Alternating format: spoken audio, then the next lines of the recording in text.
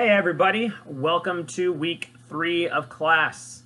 Last week we spent some time assessing the colonial era settlement, what we call settler colonial process, whereby Europeans, predominantly the English, came and established for themselves various colonies, in the end 13 total.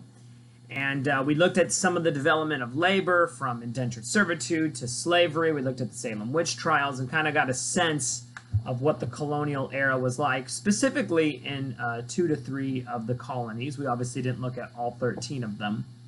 But what we're going to be doing this week is sort of setting up the history of what will eventually become the United States. In many respects, we're still looking at British colonial history here in the Americas. And what we want to understand are, what are some of the forces and the factors that contributed to the coming of what we would call the American Revolution, or then the War of Independence. General histories, typical high school courses will focus on the taxes, such as the Stamp Act, the Tea Act, the Townshend Acts, among others, and make the argument that these taxes were the root cause for the American Revolution. And then, of course, once we declare our independence, then that would become the War of Independence.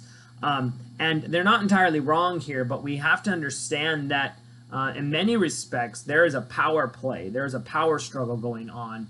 And the taxes represent not so much a financial burden, although some of these taxes definitely did implement a burden upon those who, owned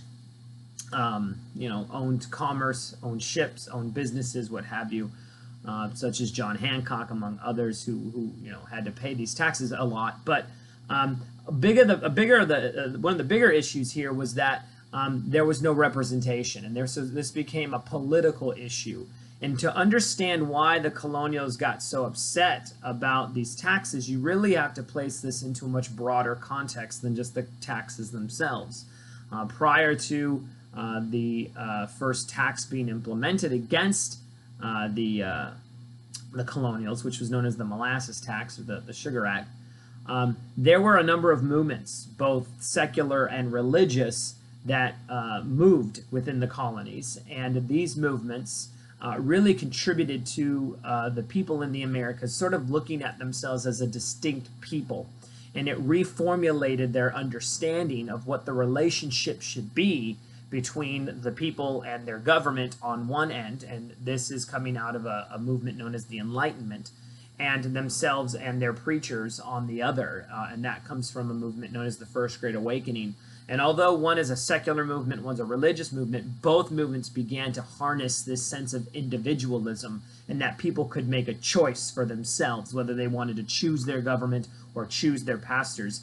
They didn't have to have a monarch thrust upon them, as was the case in England, and they didn't have to have a preacher thrust upon them, as was the case in the Anglican and in the Puritan faith. And so these forces really begin to change the way in which the colonials think. And so when these taxes begin to be implemented without anybody being represented in the colonies, they begin to think to themselves, I just got done reading a little bit from John Locke, a little bit from Jonathan Edwards, and their ideas about life and society don't seem to be meshing up well with the current system. And so ultimately, in the end, as John Locke will argue for, you have the right to revolution, and so we will have one. But we need to understand the forces that are at play in order to understand why the taxes, one, were so revolted against, and two, why they were implemented to begin with. So that's what we're going to be looking at this week. Okay. As always, when you do your discussion boards, make sure you get your first post up by Thursday at 11:59 p.m. And if you have not done so already, although I would imagine by this point you have, but if you haven't, please look at the requirements for discussion board posts as located on the home page. And then in your syllabus, there's some directions as for how you would post to another student. I am seeing some posts that seem a bit hurried, excuse me, and I would like to see your responses to other students a bit more drawn out and elaborated. So make sure that you're looking at that, okay? Other than that, that's what we got going on this week. So I hope you have a great week. Otherwise, go and fail. Be blessed and filled. May the force be with you. Live long and prosper. And may the odds forever be in your favor. Have a great week, guys.